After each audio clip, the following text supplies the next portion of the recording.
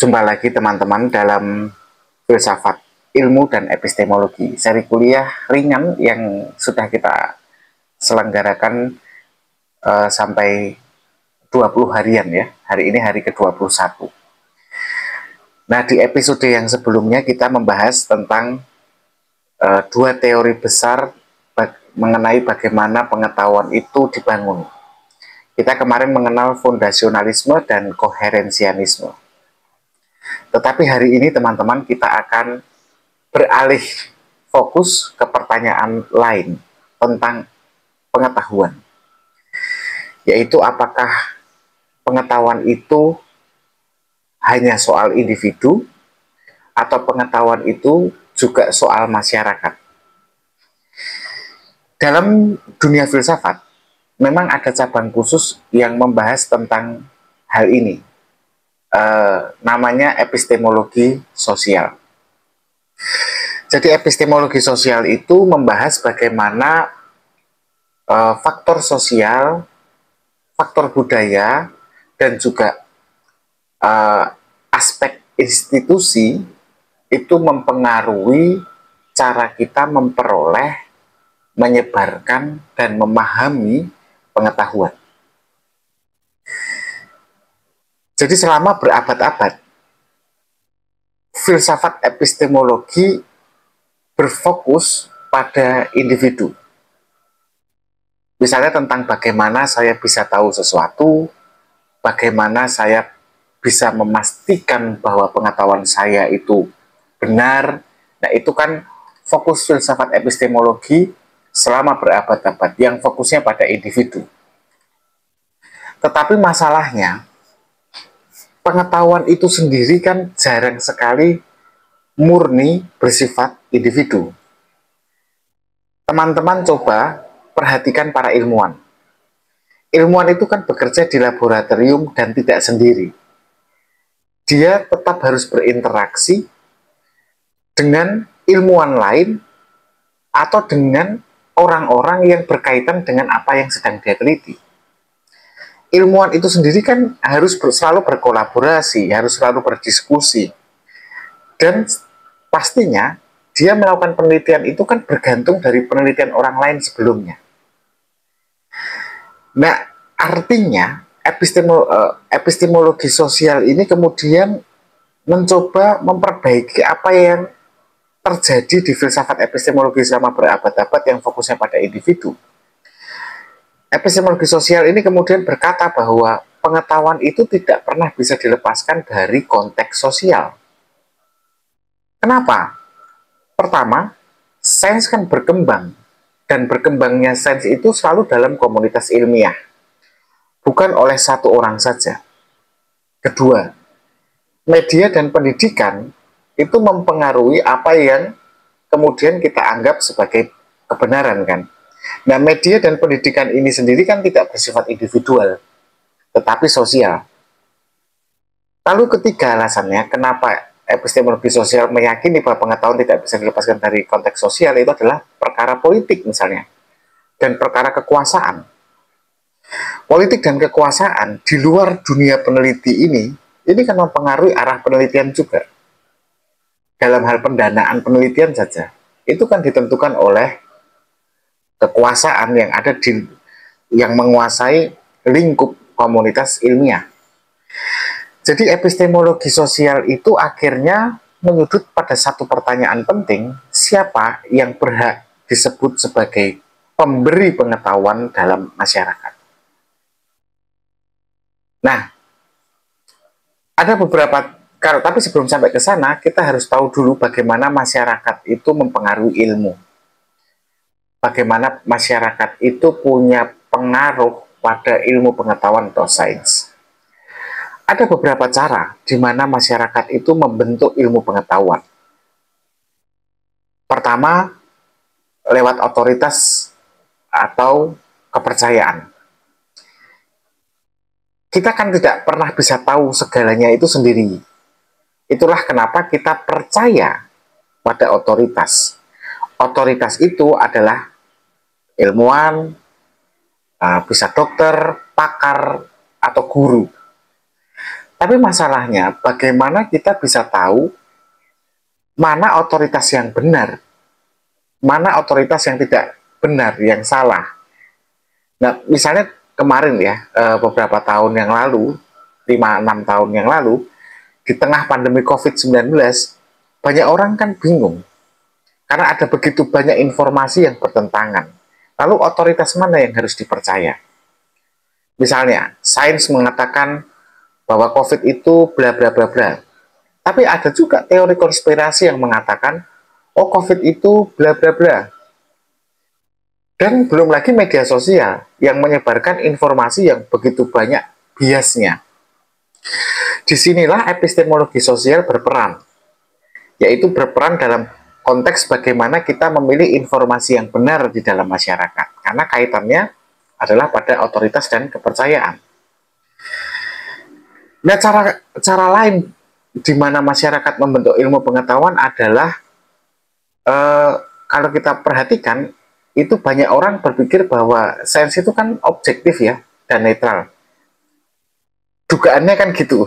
Karena sebenarnya sains itu juga dipengaruhi oleh faktor sosial dan politik. Contohnya, penelitian tentang perubahan iklim itu seringkali sulit dilakukan di negara-negara penghasil minyak bumi atau di negara-negara dengan jumlah industri manufaktur yang tinggi, karena penelitian semacam itu kontraproduktif dengan perekonomian negara-negara itu. Atau misalnya muncul pertanyaan, kenapa riset medis itu lebih banyak membahas penyakit pria daripada penyakit wanita? Ini kan ada pengaruh politik maskulinitas di sini. Makanya, seorang filsuf bernama Helen Longino mengatakan bahwa ilmu pengetahuan itu memang selalu dipengaruhi oleh nilai-nilai sosial, di mana di dalamnya ada bias gender, bias ekonomi, bias politik, dan sebagainya. Kemudian yang ketiga adalah tentang distribusi pengetahuan, di mana kita akan melihat siapa yang diuntungkan dengan ilmu pengetahuan itu. Tentu saja tidak semua orang punya akses yang sama ya pada pengetahuan. Misalnya, apakah pendidikan yang berkualitas itu bisa diakses oleh semua orang? Tentu saja tidak. Atau misalnya muncul pertanyaan, sebenarnya siapa yang mengontrol informasi pengetahuan utama dalam media? Atau misalnya, mengapa beberapa teori ilmiah itu seolah-olah kok lebih populer daripada teori ilmiah yang lain? Nah, inilah yang kemudian disebut sebagai keadilan epistemik, yaitu bagaimana akses terhadap pengetahuan bisa menjadi isu sosial yang penting. Nah, ada beberapa kasus nyata dalam bidang epistemologi sosial. Nanti kita dengan melihat kasus-kasus ini, kita akan semakin memahami itu lebih jauh apa itu epistemologi sosial. Kasus pertama misalnya tentang perubahan iklim. Selama beberapa dekade ini, ilmuwan kan telah memberikan begitu banyak bukti bahwa perubahan iklim itu nyata dan disebabkan oleh kita manusia dengan kemajuan-kemajuan kita. Tapi banyak orang kan tetap tidak percaya. Kenapa kok bisa begitu? Karena pertama, media tertentu menyebarkan keraguan tentang temuan-temuan sains itu. Kedua, kepentingan ekonomi misalnya, atau kepentingan politik, itu kan menghambat fakta ilmiah itu untuk kita terima. Karena fakta ilmiah tentang perubahan iklim itu sekarang berseberangan dengan kebutuhan ekonomi kita, yang membutuhkan industri yang kuat, yang dimana kita masih menggemari atau kita masih membutuhkan adanya kendaraan-kendaraan yang menghasilkan emisi gitu ya. Lalu yang ketiga, kenapa kita tidak percaya? Karena kita tentu lebih percaya pada opini kan, karena lebih mudah kita pahami daripada penelitian ilmiah yang kering gitu ya. Nah, ini menunjukkan bahwa ilmu pengetahuan itu bukan hanya soal fakta, tapi juga soal bagaimana fakta itu diterima oleh masyarakat. Kasus yang kedua yang paling jelas ya adalah kemarin ya, pada saat COVID ya, kasus tentang vaksin. Vaksin ini kan kontroversial. Kita tahu bukan hanya COVID ya, ada banyak vaksin lainnya di era modern, di mana ada data ilmiah yang jelas bahwa vaksin itu menyelamatkan jutaan nyawa. Tapi tetap saja ada gerakan anti vaksin yang menolak sains. Kenapa? Ada banyak kemungkinan. Mungkin karena misinformasi tentang adanya konspirasi di balik vaksin itu. Nah, biasanya tentang konspirasi-konspirasi ini lebih cepat menyebar, meskipun dia itu sifatnya pseudosains ya, tidak bisa dibuktikan kesalahannya. Dia lebih cepat menyebar daripada fakta ilmiah. Kemudian bisa juga kenapa vaksin ini seringkali tidak dipercaya, ya karena orang sering lebih percaya pada pengalaman pribadinya daripada data ilmiah. Sehingga kepercayaan terhadap institusi sains ini juga turun gitu. Nah, ini kan contoh ya, bagaimana masyarakat itu membentuk persepsinya dengan ilmu pengetahuannya sendiri tanpa memperhatikan ilmu pengetahuan yang ilmiah. Lalu apa yang bisa kita pelajari dari pembahasan kita hari ini? Teman-teman, epistemologi sosial mengajarkan bahwa pengetahuan ini bukan hanya soal individu, tapi juga soal komunitas dan soal masyarakat. Ilmu pengetahuan tentu saja berkembang dalam jaringan sosial kan, dia tidak berkembang sendirian oleh satu individu. Dalam jaringan sosial itu ada politik, ada ekonomi, dan ada budaya yang jelas sangat mempengaruhi apa yang kita anggap sebagai pengetahuan yang valid dan tidak valid. Untuk itu, kita tentu harus kritis terhadap kritis pada siapa yang mengontrol informasi, apalagi yang mengontrol gerak ilmu pengetahuan dalam masyarakat kita. Dan yang paling penting ya, sebagai masyarakat kita juga punya tanggung jawab untuk menyebarkan dan melindungi apa yang kita yakini sebagai pengetahuan yang benar. Pengetahuan yang benar tentu saja adalah pengetahuan yang objektif dan bisa diuji.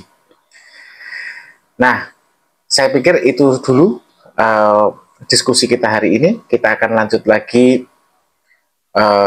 besok dalam pertemuan kita tentang William James. Kita akan bicara tentang pragmatisme William James dalam video selanjutnya. Terima kasih dan tetap berpikir kritis.